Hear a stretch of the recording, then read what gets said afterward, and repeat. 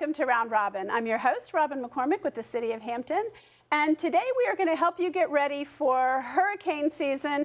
We hope it won't be a bad year. We hope we won't be threatened this year, but you need to be prepared just in case. My guest is Hui-Shan Walker. Hello. Hi, good morning.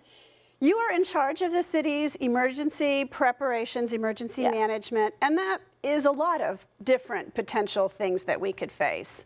But this time of year, hurricanes are at the top of the list, right? Absolutely. Hurricanes, flooding, severe thunderstorms, anything could happen. So the severe weather is very important. Tornadoes come, but hurricane season, absolutely. We're getting to our peak hurricane season period, which is coming up in September, late August. Technically, September. hurricane season starts in June, but a lot of those are Gulf hurricanes. Sure, absolutely. So our big period is from August and mid-September, and then even October. We've had some October. Absolutely. Yeah. So really, June 1st to November 30th is hurricane season, but as you know, hurricanes don't pick and choose when they're going to come.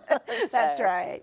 So if, I'm a homeowner in Hampton, I, first of all, need to know my home elevation, my flooding risk. Absolutely. You need to know whether or not you are in a flood zone. And generally, if you have to pay flood insurance, that's an indicator. Absolutely. But there's some homeowners who have their homes, already paid off, and, you choose or choose not to purchase flood insurance. But just knowing whether or not you're in high ground or not is very key to being safe. And it's very tricky to me, the layperson, because there's different kinds of flooding and we have two different flooding maps. The FEMA flood map deals with a combination of kinds of flooding.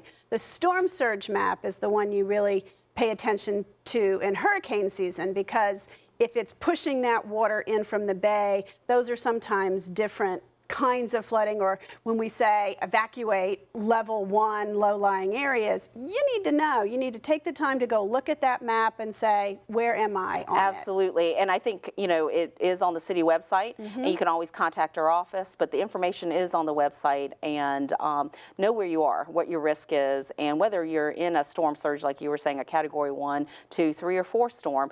And never say never. It only takes one storm, and, all the predictions this year are that it's going to be a very quiet year, but a lot of the major storms have come in the quiet years, and it only takes one. And the other is knowing your flood risk. Absolutely, with storm surge plus tidal flooding, I mean, we get that. We're in Hampton roads, and we're in Hampton, and Hampton floods. And that's the thing about a hurricane. You're going to get the storms, but if it sits over top of us, you're also going to get the rainwater flooding. Absolutely. And that's a nasty combination. It is. It's very nasty, and it just takes time for everything to drain and go back out. And with the winds, and that's the worst case scenario if it just sits over us, and we definitely don't want to do that. So, but pay attention, to the local officials, and we're always putting information out through the website, through tweets and everything like that. But you can also call and stay tuned to the media and everything like that. And if you've got questions, call us. Yeah, and I'm going to let people know that my department puts out emergency alerts. And I encourage everybody, any way to sign up, go to hampton.gov/enews, and you'll get two emails a week is all it is. One is news, one is events. And even if you don't want those, you check the box that says, I want to get the emergency alerts, because that's the most important thing and the way to know what's going on. Absolutely. And actually, I've signed up for it, so I get all your information, and I like to see it and everything like that. And then you really do partner with our department in order to get the latest information out, what roads are flooded, what areas to stay away from, if the power is out. Even if your home is okay, there are times when I can't get home. My house is highland, but it's awfully hard to get there. Sure. And just knowing different ways to get home, and if you see flooded waters, please turn around. Don't drive through, because it takes just a little bit of water and you can be swept away, and you don't want to become a person folks have to rescue. And you can't tell how deep that water is. No. If you can't see the road, don't drive in it. Absolutely. Really, it's much safer. Absolutely. Okay, so as we prepare, a hurricane is not immediately threatening. We have time to think. What are some of the things we should be thinking about? We should be gathering into box or backpack. We should have, and there's kind of a lot of overlap between what you want to gather if you're staying in your home, but also what you want to gather if you may have to leave. Absolutely. And, we have on your website and the city's website, checklists and things like that to build a disaster supply kit. And you can even do it week to week. A lot of people, that's a lot at one time, but we've broken it down. You can do it week to week, add to it a can or two here or there, but we want non-perishable foods for 3 to 7 days per person in your family. And that includes your pets. Oh, you're right. Other family members. And they should be non-perishable foods that you don't have to heat up, or you need a camp stove. Right. And you need a manual can opener. A lot of people have electric, so first thing to go out is power. Right. And so if you can't get into your can, it doesn't do you any good. Absolutely. And the other is really having water on hand. That's really important, 3 to 7 days. I like to have 7, but that's a lot of water to store. But what you can do is rotate it in and out. If you go pick up bottles of water, just have it rotating in and out, and always put the oldest. That's what I do on my shelves. Always put the oldest. And you can, get those sort of camping, things that hold a few gallons. And there's different ways. See a problem, and then release them. You don't have to keep it the whole time. We used to also fill up the bathtub and use that for, if we had to flush with and everything. It or Absolutely. things like that. And the other really is, make sure you have your medications on hand, because you don't know when you'll be able to go back and get them. Have some extra. Have some extra if you can. And plan ahead. Don't wait until the last minute during hurricane season, especially, to refill those. And then really the other thing I say is really, really important is having your important papers and put them in a Ziploc bag or waterproof, container, so that if you need it after a disaster, should we have one, you have access to all of that. Your insurance papers, your deed to your house, your mortgage papers, anything that you think you might need, birth certificates, those are hard to recreate. So have them in a waterproof, container. A Ziploc bag works beautifully. And some of those too you can scan and store somewhere on the cloud. Don't store them on your personal computer because you may not have access to it. Yes, that is, absolutely. And, that doesn't take much time to do. And share the information if you store it in the cloud, or you can even put it on a thumb drive and give it to a relative out of town or somewhere, so that you have a copy should you need it. Now, people with special needs, they should really just plan ahead and evacuate somewhere safe if anything looks risky. I had a neighbor, and they would bug out because he was in a wheelchair, and you need oxygen. I mean, any of those things that complicate your life, you don't want to live through that in a hurricane situation. You want to make plans well in advance if you can. A city-run shelter is just the basics. We will do what we can, the best we can. But if you can make the plans for your comfort and your safety, and usually when people are evacuating or leaving, the sky's blue. It could turn. It may be off the coast of Florida. The predictions are coming in. How many times have we seen that it's turned? But it only takes once. And, it's also a good opportunity to practice your plan to leave or come, or where you're going to stay, or make the calls, even if you're just going through the process. Because you also don't want to get stuck on the roads long term, as you've seen in the past. Right. That's the thing, I think, for people who know they have to evacuate, they're in a very low-lying area, they have medical needs, get out early, because if you wait to the last minute, it will take longer and it's riskier.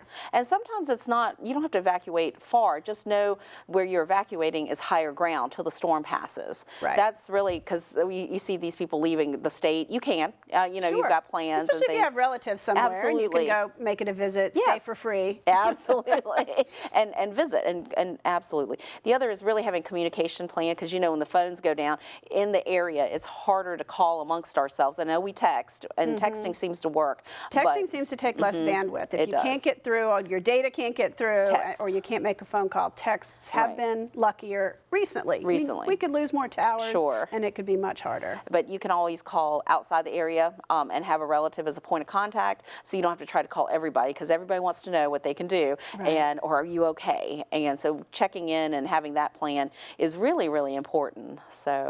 And that's where social media comes in. For people who are active on social media, they can post once, we're fine, we're without power, but we're doing great, don't worry about us, and let a whole lot of people know. Well, in your Hampton.gov Facebook site, always post the latest information, what roads are closed in a disaster or event. It could be just a simple flooding event that's prolonged for at least 24, 48 hours, you know, or any of the information resources are, you know, posted out through social media. So we definitely want to stay on top wherever you can get the news and information. We want to encourage folks to have those avenues already prepared for ahead of time, not during or after the storm. All right. Any other like reminders? I want to say if there's a down line, don't get near it. Absolutely. It may be cable, it may not be threatening, but it's very hard to tell which are non-threatening wires and which are live wires. So wait until Dominion checks it and clears or the police department, or fire department. Usually, if you see a down wire, it could still be live and fully charged. Right. So absolutely, for safety reasons, please do that. But again, if you see flooding, please turn around. Don't try to drive through it. And I know your house may just be right on the other side, and there might be other ways, and there might be other times you can't get home, and you need a backup place because the storm came so fast, the flooding came so fast. But really, just having plans in place ahead of time is very key. And be prepared to live without power for a few days. You know, hopefully we won't have a 2-week situation like we did after Isabel, but be prepared and understand that if a lot of lines go down, it just takes a long time to get it all back. And God forbid we don't have a Katrina or Sandy. Those are months without power. And also, I know that everyone's so dependent nowadays on your electronics. And so that is an option. You probably want to stock up on batteries and have those, even for your phones. They have them now. The little extra chargers, right? And different car chargers. Of course, there could be a gasoline shortage too, so you have to prioritize what's most important. And it's not always the electronics, I hate to say that. And you bring up a great point. You know, if a storm is coming, don't wait till the last minute to go fill up with gas. Make sure your tank is full ahead of time and have some cash on hand, because without electricity, I remember that last time. There were some pumps that were working, but they couldn't take the credit cards because a lot of times those require phone lines or phone transmissions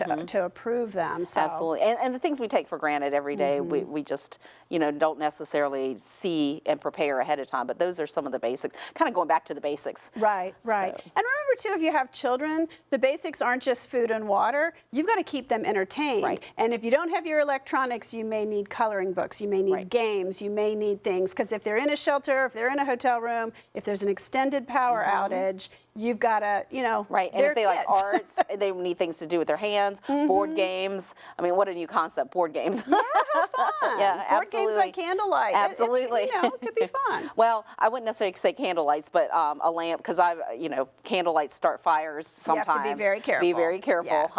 And I'm a proponent for, you know, the camping lights or battery powered. They make a lot of the battery powered. They look like flashlights. They do. But they're lanterns. Yeah. I have some of those, so that actually the LED bulbs, last forever. Yeah, the batteries last a lot longer in those, so it's very nice. Absolutely.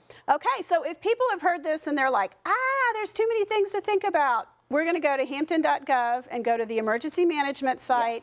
You can print out lists. You can get a lot of guidelines there. There's safety tips. Like, print out the safety tips and keep them. Don't wait until you have no power and then you go, ooh, what were those chainsaw safety tips again? Absolutely. And sometimes we offer courses, you know, in chainsaw safety. So you really want to be safe if you're operating, you know, equipment like that.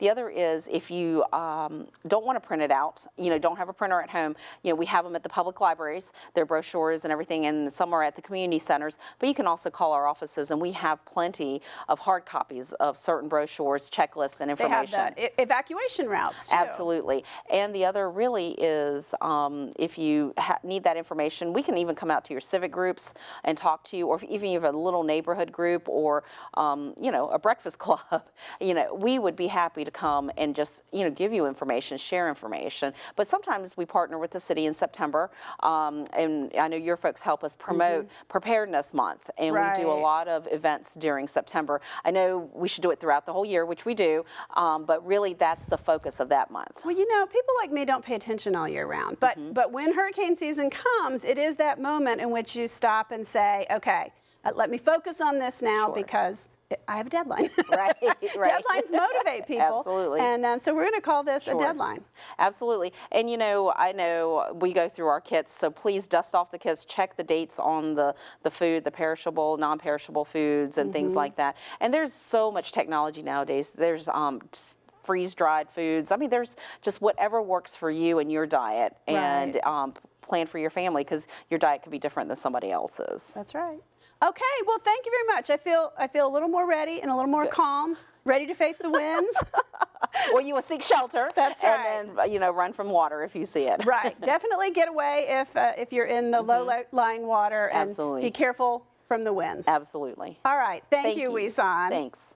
Thank you. I hope this has motivated you to go dust off your kits and make sure that you're ready. Should a hurricane strike, you need to be as prepared as possible. Thanks for watching.